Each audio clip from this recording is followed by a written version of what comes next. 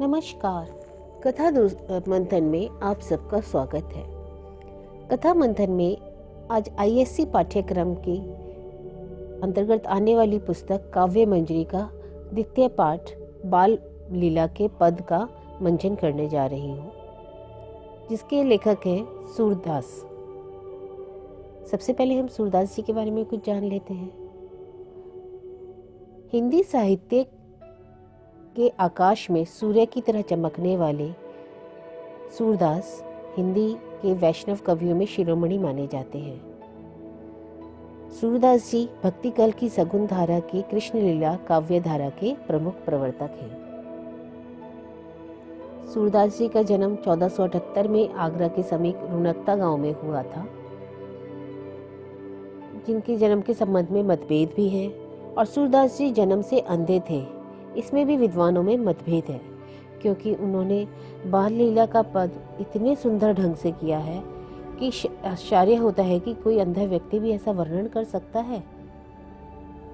कृष्ण की बाल लीलाओं के अतिरिक्त सूर ने कृष्ण के प्रति उनके माता पिता तथा गोपिकाओं के प्रेम का अत्यंत ही सजीव वर्णन किया है, इसलिए सूर वात्सल्य रस के सम्राट भी कहे जाते हैं। सूरदास की भाषा ब्रज भाषा है, फिर भी इस पे संस्कृत, अरबी, फारसी, गुजराती, पंजाबी आदि भाषा शब्दों का भी प्रयोग किया है। तो शुरू करते हैं बाल लीला के पद। शोभित कर नवनीत लिए घुटरुन चलत रेणु, तन मंडित मुख दधी देप किए, चारु कपल लोल लोचन, गोरोचन तिलक दिए, लल्लटकिनी मनुमत मधुपकन, मादक मधुई पिए, कठुला कंठ वज्र के हरिनख, राजत रुचिर हिये, धन्य सुर एको पल इहि सुख, का सतकल्प जिए। प्रस्तुत पंक्तियों में सूरदास जी द्वारा रचित बाल लीला से ली गई हैं। इस पद में सूरदास जी ने बाल कृष्ण की सुंदरता का वर्णन किया है। यहाँ पर कर का मतलब है हाथ, नवनीत का मतलब है मक्खन। सुंदर कर मतलब सूरदास जी कहते हैं कि बाल कृष्ण ने अपने छोटे छोटे सुंदर सुंदर हाथों में मक्खन जो लिया है, उससे उनके कर बहुत ही सुशोभित हो गए हैं, बहुत ही सुंदर लग रहे हैं। और वे जो जब मक्खन लेकर के घुटनों के बल चल रहे हैं, जिससे उनके शरीर धूल से लिपटा जाता है, वह और भी शोभित लग रहा है। उनके मुख पर थोड़ा सा दही लगा हुआ है, जिससे उनके गाल अत्यंत रोचक और सुंदर लग रहे हैं। उनके नेत्रों में नेतृत्व की चमक ही अलग है, बहुत खूब सुंदर लग रहे हैं। उनके माथे पर गोरोचन का तिलक है। गोरोचन मतलब यह तिलक लगा, खड़िया से जो हम लोग तिलक लगाते हैं उसको कहा गया है। उनके माथे पर गोरोचन का तिलक लगा है और साइड से उनकी लटकती हुई लटें ऐसी लगती हैं मानो मस्त भंवरों का झुंड मस्त होकर मधुपान कर रहा हो। उनके गले में कठुला मीन्स एक पहनने का आभूषण है, गले में पहनने का, जो शेर के नाखून से बना हुआ। केहरी यहाँ शेर को कहा गया है। उनके गले में वज्र और शेर के नाखून का कठुला पहना हुआ है उन्होंने, जो बहुत ही सुंदर लग रहा है, गले में बहुत मोहक लग रहा है। सूरदास जी कहते हैं कि एक पल का यह दर्शन 100 कल्प मतलब 100 जन्म के बराबर है, 100 वर्ष के जन्म के बराबर है। अगर 100 वर्ष में अगर ये दर्शन नहीं किए तो वह व्यर्थ है, वो जन्म, वो वर्ष व्यर्थ है। तो एक पल का यह दर्शन का सुख मिल जाए तो उसके सामने बहुत ज़्यादा ये वर्ष तक जीवित रहने की भी जरूरत नहीं है। जीवन धन्य हो गया, मात्र एक झलक से ही जीवन धन्य हो जाता है। कहन लागे मोहन मैया मैया, नंद महर्षो बाबा बाबा, अरु हलदर सो भैया, ऊंचे चढ़ी चढ़ी कहती सहसुदा, ले ले नाम कन्हैया, दूरी खेलन नहीं जाऊ ललारे, मारेगी कहू की गैया, गोपी ग्वाल करात करत को तू हल, घर घर बजती बधैया, सूरदास प्रभु तुम्हारे दरस को चंडनी की बलि जैया। प्रस्तुत प्रसंग में सूरदास जी ने बताया है कि इसमें श्री कृष्ण जी बोलने लग गए हैं और वो अब यशोदा माँ को मैया मैया कहकर पुकारते हैं और नंद बाबा को बाबा बाबा। नंद महर से यहाँ संबंध है, नंद बाबा से, और हलदर संबोधित किया है बलदाऊ को। तो यशोदा जी अब मैया मैया कहकर पुकारते हैं, कृष्ण जी यशोदा माँ को मैया मैया कहकर पुकारते हैं और नंद बाबा को बाबा और बलदाऊ को भैया कहकर पुकारते हैं।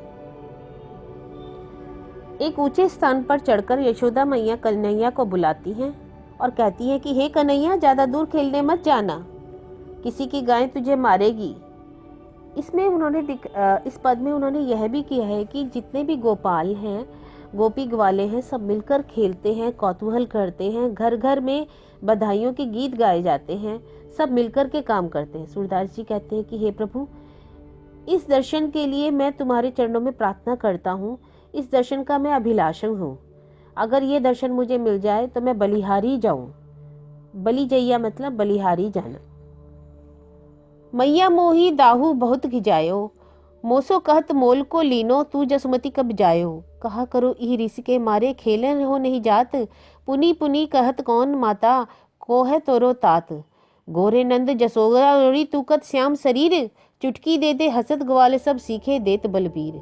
तू मोही को मारन सीखी दाहू कबू न खींचे, मोहन मुख रिसकी ये बातें जसमती सुनी रीझे रीझे। सुनहु कान बल भद्र चबाई, जनमत ही को धूत, सूर्य श्याम मोहि गोधन की सौंप, हो माता तू पूत। प्रस्तुत पंक्तियों द्वारा बाल कृष्ण अपनी माता से बलदाऊ भैया की शिकायत करते हैं कि वे मुझे बहुत चिढ़ाते हैं। प्रस्तुत पंक्तियों द्वारा सूरदास जी ने कृष्ण जी की शिकायत का वर्णन किया है। खिजायो मतलब चिढ़ाना, यही मतलब रिस मतलब यहाँ गुस्सा कहा गया, और पुनी पुनी बार बार। तात मतलब पिता, कत मतलब कैसे, श्याम सांवला। बाल कृष्ण अपनी माँ यशोदा से अपने बड़े भैया बलदाऊ की शिकायत करते हैं। कहते हैं कि वे मुझे बहुत चिढ़ाते हैं मैया, मुझसे कहते हैं कि आपने तो मुझे मोल लिया है, मुझे खरीदा है, आपने मुझे जन्म नहीं दिया है, मैं क्या करूं। इसके कारण से गुस्सा होकर मैं खेलने नहीं जाता। बार बार मुझसे पूछते हैं कि तेरी माता कौन है, तेरे पिता कौन है, तेरी, क्योंकि यशोदा माँ भी गोरी है, नंद बाबा भी गोरे हैं, फिर तू सांवला कैसे हो गया। अगर तू उनका पुत्र होता तो गोरा होता। फिर वे ग्वाल बालों को भी सिखा देते हैं और सभी ग्वाल वाले ताली दे देकर हंसते हैं। कृष्ण यशोदा माता से कहते हैं कि तू मुझे ही मारना जानती है, दाऊ से तो कुछ कहती ही नहीं। यशोदा मैया उनकी यह शिकायत, उनके गुस्से भरे मुख की सुंदरता देखकर उनको बलिहारी जाती हैं। उसकी बातें, कृष्ण जी की बातें सुन सुनकर मन ही मन प्रसन्न होती है और कहने लगती है, हे कृष्ण सुनो, बलदाऊ तो जन्म से ही दुष्ट है। सूरदास जी कहते हैं कि यशोदा कृष्ण को विश्वास दिलाती कि हे कृष्ण, मैं गायों की सौगंध खाकर कहती हूँ कि मैं तेरी माता हूँ और तू मेरा पुत्र है।